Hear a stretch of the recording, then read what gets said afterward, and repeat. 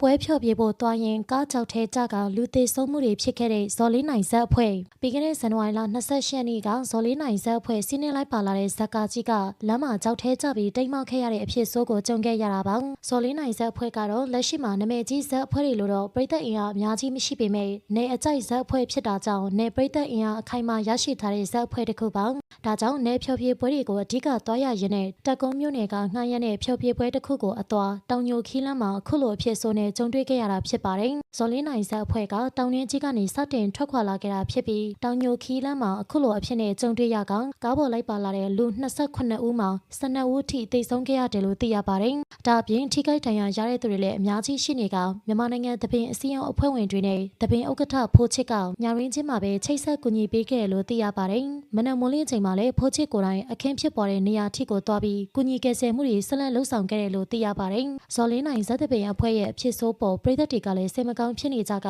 တိတ်ဆုံးမှုတွေဆက်လက်မမြင့်တက်နိုင်ဖို့နဲ့ကြံရှိတဲ့သူတွေလည်းအန္တရာယ်ကင်းဖို့ဆုတောင်းပေးနေကြပါတယ်။ပြည်သက်တို့အနေနဲ့ရောပွဲဖြောပြဖို့တွားရင်ကားကကြောက်ထဲကြကလူသေးဆုံးမှုတွေဖြစ်ခဲ့တဲ့ဇော်လင်းနိုင်ဇက်အဖွဲ့အတွက်ဆုတောင်းစကားလေးတွေပြောပြခဲ့ပါအောင်ရှင်။